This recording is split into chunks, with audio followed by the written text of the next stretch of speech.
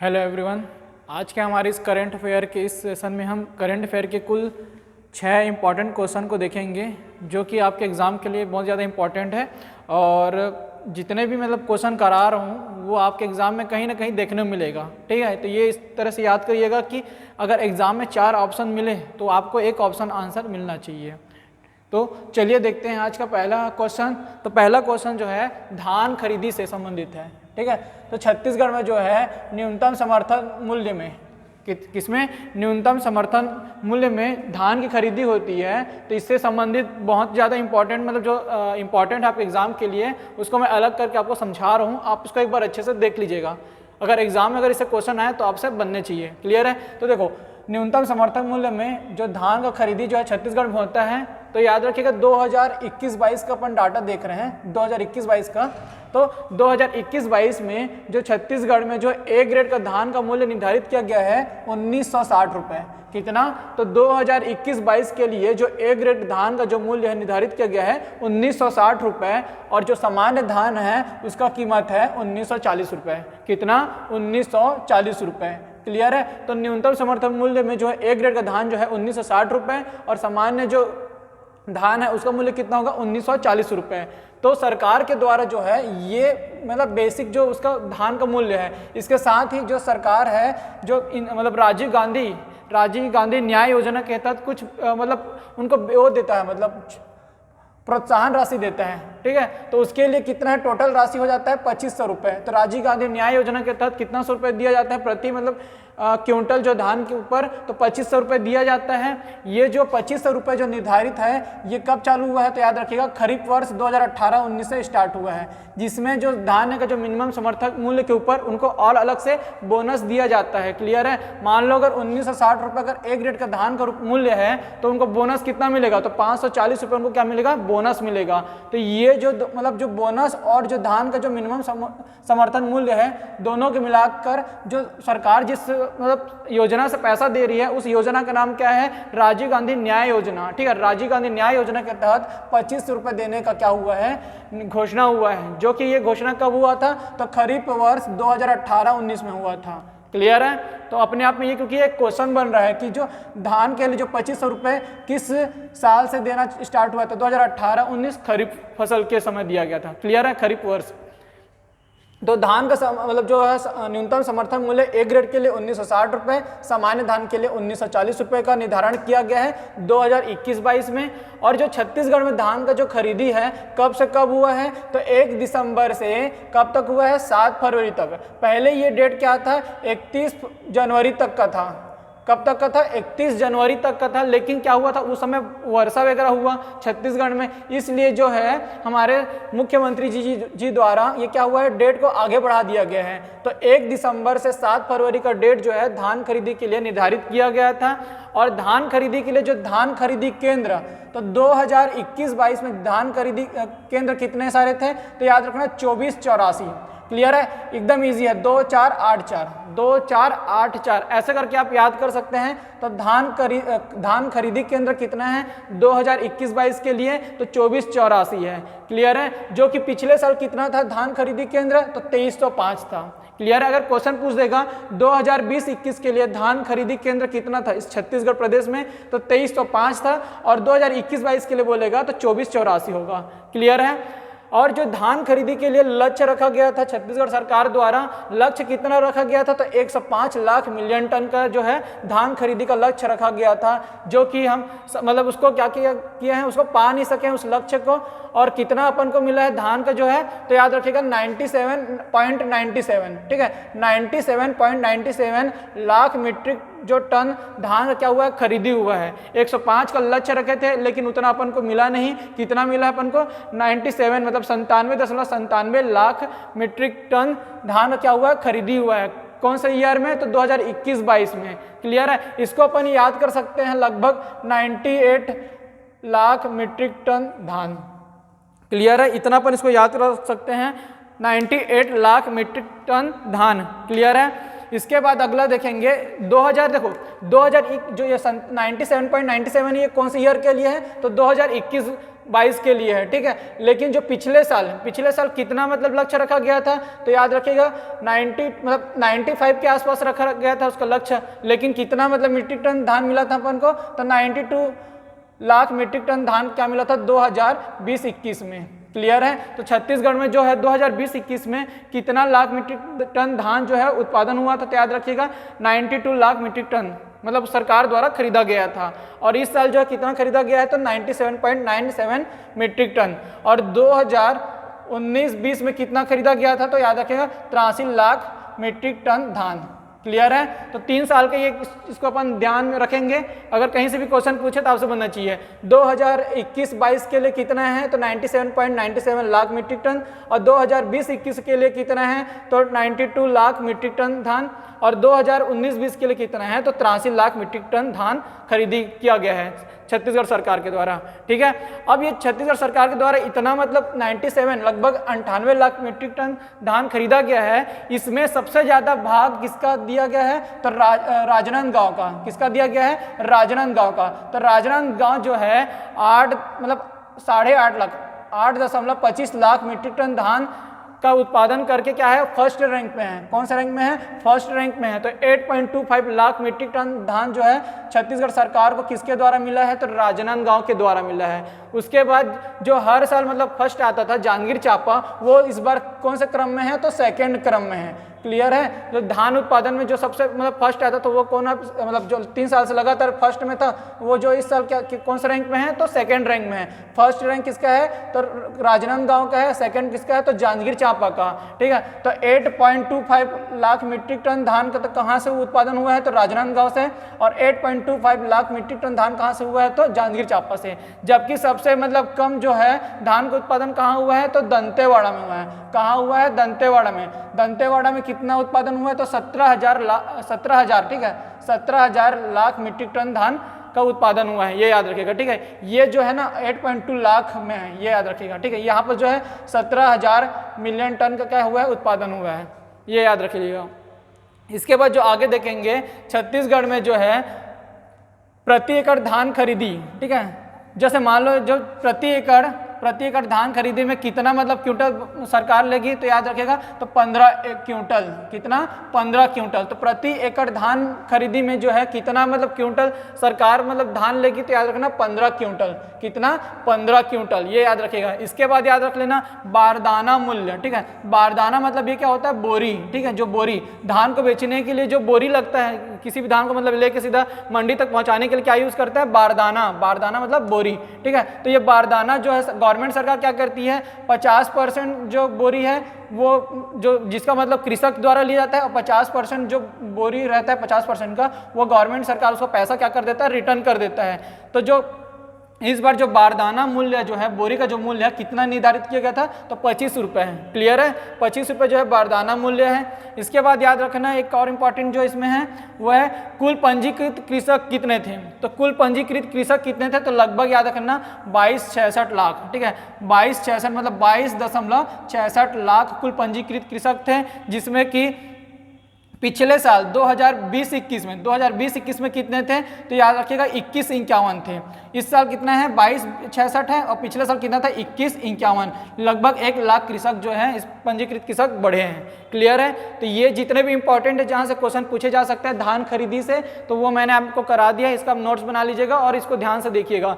Clear है। अगला question देखते हैं, टाटा मारी।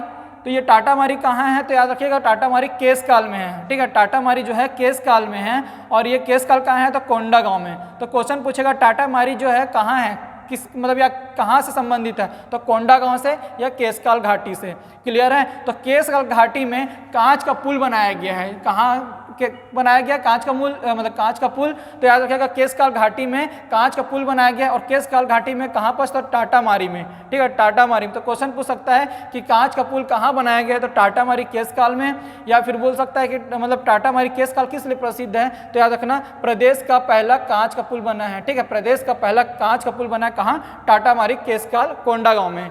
क्लियर है। अगला देखते हैं कुआ कोंडा ग्राम। ठीक है। कुआ कोंडा ग्राम। तो ये क्यों फेमस है, क्योंकि यहाँ पर क्या बनाया गया है, स्टील का ब्रिज। ठीक है। क्या बनाया गया है, स्टील का ब्रिज बनाया गया है। ये 20 दिनों में क्या हुआ, ये कंप्लीट हुआ है, इसलिए ज़्यादा इंपॉर्टेंट है।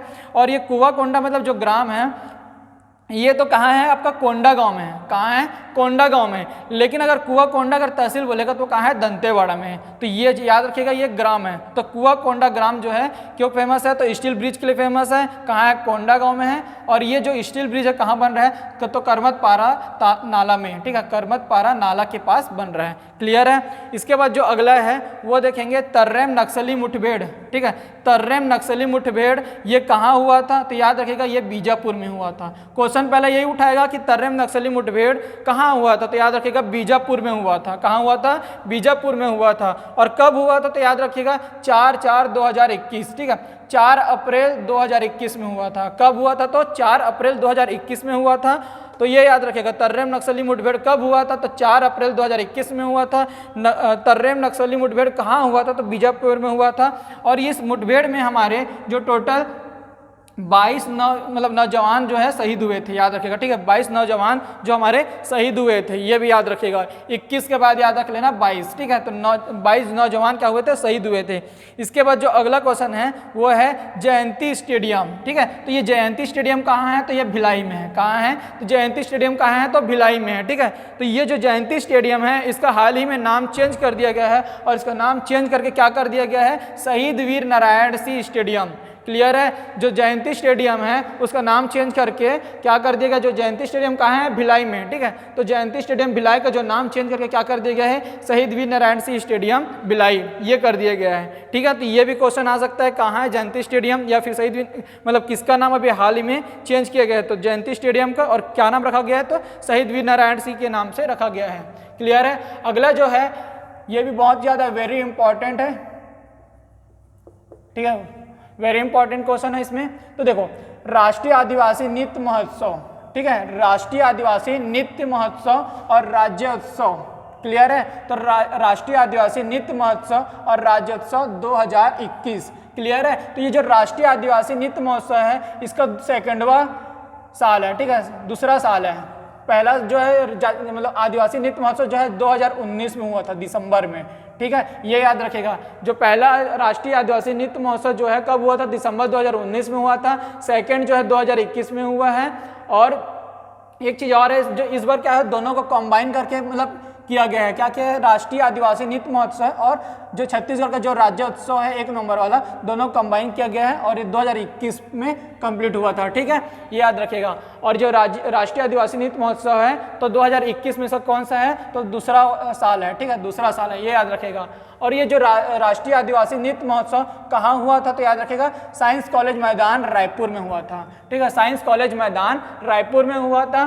कब से कब तक हुआ था, तो याद रखेगा जो ये जो राष्ट्रीय आदिवासी नृत्य महोत्सव और राज्योत्सव ये जो 3 चरण में हुए थे, ठीक है। तो टोटल जो मतलब अगर कुल करेंगे तो क्या होगा, ये 28 अक्टूबर से 1 नवंबर 2021 तक ये जो है चला है सम्मेलन। और इसमें जो है 3 चरण में कंप्लीट हुआ था, ये याद रखेगा, ठीक है। पहला चरण में क्या हुआ था, 28 से 30 अक्टूबर, ठीक है, 28 अक्टूबर से स्टार्ट हुआ था। तो 3 दिन तक क्या हुआ था, राष्ट्रीय आदिवासी नृत्य महोत्सव चला था। कब से कब तक चला था, तो 28 से 30 अक्टूबर तक राष्ट्रीय आदिवासी नृत्य महोत्सव चला। और उसके बाद जो है 31 अक्टूबर को, ठीक है, 31 अक्टूबर को जो हमारे प्रधानमंत्री इंदिरा गांधी जी का जो है पुण्यतिथि था, तो उनकी याद में क्या हुआ था, छत्तीसगढ़ के जो रायपुर में प्रदर्शनी लगाया गया था, या फिर बोल सकते हैं डॉक्यूमेंट्री प्रदर्शन किया गया था। क्लियर है। प्रदर्शनी मतलब छत्तीसगढ़ के विभिन्न जो है उत्पाद है उसका क्या हुआ था, प्रदर्शनी लगा था और डॉक्यूमेंट्री प्रदर्शन भी किया गया था। और तीसरा चरण में क्या हुआ था, 1 नवंबर को हमारे छत्तीसगढ़ का गठन दिवस रहता है, इसलिए 1 नवंबर को छत्तीसगढ़ का राज्योत्सव बनाया गया था। और इसी में 31 जो है राज्य अलंकरण पुरस्कार से मतलब 31 प्रकार के जो है राज्य अलंकरण सम्मान से लोगों को सम्मानित किया गया था। तो अपन एक वीडियो में पूरा जो है राज्य अलंकरण के जितने लोग को प्राप्त हुआ है उसके बारे में पढ़ेंगे, क्योंकि वहां से एक क्वेश्चन तो पक्का है, मतलब 1 नंबर आपका राज्य अलंकरण से तो आना ही तय है, ठीक है। तो याद रखिएगा, इसको अपन क्या करेंगे, अलग से पढ़ेंगे। क्लियर है। तो आज के जो इसमें रहेगा तो वो क्या रहेगा, राष्ट्रीय आदिवासी नृत्य महोत्सव 2021, ठीक है। तो ये याद रखना। अब ये राष्ट्रीय आदिवासी नृत्य महोत्सव में जो प्रथम दिवस था उसमें जो मुख्य अतिथि कौन थे, तो याद रखना झारखंड के जो है मुख्यमंत्री श्री हेमंत सोरेन जी थे, याद रखेगा, ठीक है। प्रथम दिवस में जो मतलब मुख्य अतिथि कौन थे, तो श्री हेमंत सोरेन जी थे, जो कि झारखंड के क्या थे, मुख्यमंत्री थे। उसके बाद जो द्वितीय दिवस के जो मुख्यमंत्री मतलब द्वितीय दिवस के जो है मुख्य अतिथि कौन थे, तो याद रखिएगा पंजाब के मुख्यमंत्री एस चरणजीत सिंह चन्नी, ठीक है। एस चरणजीत सिंह चन्नी जो है पंजाब के मुख्यमंत्री द्वितीय दिवस के क्या थे, मुख्य अतिथि थे। और जो समापन समारोह, ठीक है, समापन समारोह जो तीसरा दिवस था समापन समारोह का मतलब 30 अक्टूबर को जो मतलब मुख्य अतिथि थे वो कौन थे, तो भक्त चरण दास। क्लियर है, भक्त चरण दास। और ये किस लिए फेमस है, क्योंकि ये जो है पूर्वी केंद्रीय मंत्री थे, ठीक है, कांग्रेस के जो है पूर्वी केंद्रीय मंत्री थे। और इनका जो है संबंध क्षेत्र कहाँ है, कालाहांडी ओडिशा में। क्लियर है, छत्तीसगढ़ के से लगा हुआ है ओडिशा, तो वहाँ से संबंधित है ये समापन समारोह। भक्त चरण दास जो है वो पूर्वी केंद्रीय मंत्री कहाँ से है, तो कालाहांडी ओडिशा से संबंधित है। क्लियर है, तो इस जो राष्ट्रीय आदिवासी नृत्य महोत्सव में जो है कितने जो राज्य शामिल हुए थे, तो याद रखिएगा 27 राज्य शामिल हुए थे।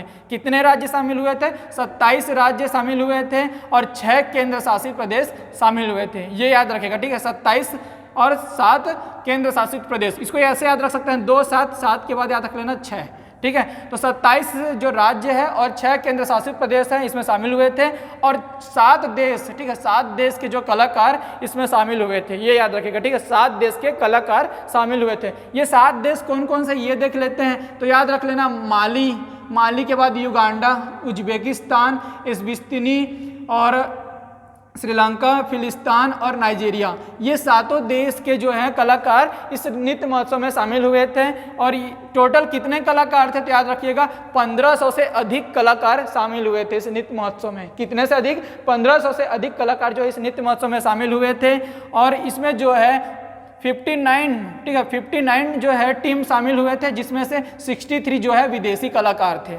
क्लियर है, क्योंकि ये जो है विदेशी लोगों से संबंधित है, मतलब वहाँ के जो लोग यहाँ आके रुचि दिखा रहे हैं, नृत्य में भाग ले रहे हैं, तो ये उनसे क्या हो जाता है, इंपॉर्टेंट हो सकता है। क्वेश्चन पूछ सकता है कि छत्तीसगढ़ के जो आदिवासी नृत्य महोत्सव में कितने टीम ने भाग लिया था, तो याद रखना 59 टीम ने।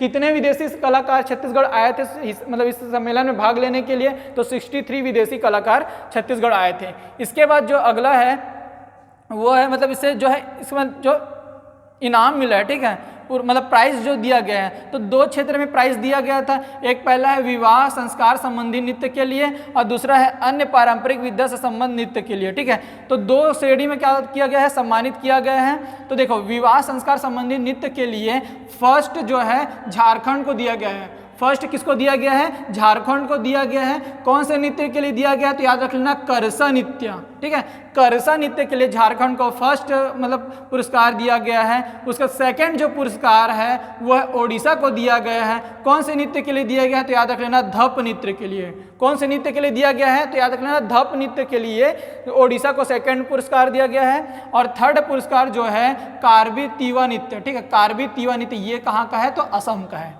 क्लियर है, तो फर्स्ट जो है झारखंड को करसा नृत्य के लिए, सेकंड जो है ओडिशा को धप नृत्य के लिए, थर्ड जो है असम को करबी तीवा नृत्य के लिए।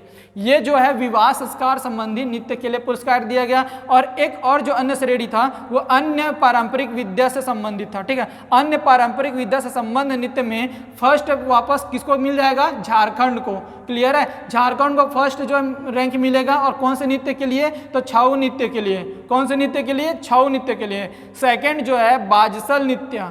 बाजसल नृत्य कहाँ का है, ओडिशा का, ठीक है। तो ओडिशा का जो ओडिशा किसके नृत्य के लिए मिला है, तो बाजसल नृत्य के लिए सेकंड प्राइज मिला है। और थर्ड प्राइज जो है छत्तीसगढ़ को मिला है। कौन से नृत्य के लिए मिला है, तो गौर सिंह नृत्य के लिए, ठीक है, या फिर बोल सकते हैं गौर नृत्य के लिए थर्ड प्राइज मिला है, ठीक है। और इसमें क्या है, दोनों श्रेणी के लिए जो फर्स्ट सेकंड थर्ड के लिए जो प्राइज मनी है सेम है। फर्स्ट रैंक के लिए 5 लाख रुपए, सेकंड रैंक के लिए 3 लाख रुपए और थर्ड रैंक के लिए क्या है, 2 लाख रुपए। सेम एज इट इज इसमें रहेगा जो अन्य पारंपरिक विद्या के लिए जो है। क्लियर है, 5 लाख 3 लाख 2 लाख रुपए, ये जो है दोनों श्रेणी के लिए क्या है, इनाम की राशि दी जाती है। इसके बाद एक अगला जो है मालविका बंसोड़, ठीक है, मालविका बंसोड़। इसका सबसे पहले क्वेश्चन यही पूछेगा कि मालविका बंसोड़ किस क्षेत्र से संबंधित है, तो याद रख लेना ये जो है बैडमिंटन प्लेयर है। क्या है, बैडमिंटन प्लेयर है। क्लियर है। मालविका जो बंसोड़ जी हैं वो क्या है, बैडमिंटन प्लेयर हैं। ये पहले क्या थे, नागपुर में रहते थे, नागपुर से ये कहाँ गए, छत्तीसगढ़ के रायपुर में आकर बैडमिंटन का जो है तैयारी कर रहे हैं। क्लियर है। तो मालविका बंसोड़ किससे संबंधित है, तो बैडमिंटन से संबंधित है। पहला क्वेश्चन तो यही पूछेगा। क्लियर है। इसके बाद अगला जो है हाल ही जो करंट घटित घटना है वाला है ये, तो याद रख लेना ऑक्टेव नॉर्थ ईस्ट फेस्टिवल। ठीक है, ऑक्टेव नॉर्थ ईस्ट फेस्टिवल, तो याद रख लेना ये संस्कृति से संबंधित है, संस्कृति। ठीक है, डांस वगैरह से संबंधित है ये। तो ऑक्टेव नॉर्थ ईस्ट फेस्टिवल कहाँ आयोजित किया गया है, तो याद रख लेना रायपुर में आयोजित किया गया है। कहाँ आयोजित किया गया है, तो ये रायपुर में आयोजित किया गया है और ये नेशनल लेवल का क्या है, फेस्टिवल है। क्लियर है। तो ऑक्टेव नॉर्थ ईस्ट फेस्टिवल कहाँ मतलब हो रहा है, तो याद रख लेना रायपुर में हो रहा है। तो इस प्रकार जो आज के जो महत्वपूर्ण करंट अफेयर है उसका क्लास यहीं खत्म करते हैं। अगले वीडियो पर फिर कुछ ऐसे इंपॉर्टेंट क्वेश्चन के साथ मिलेंगे। तब तक के लिए आपको थैंक यू।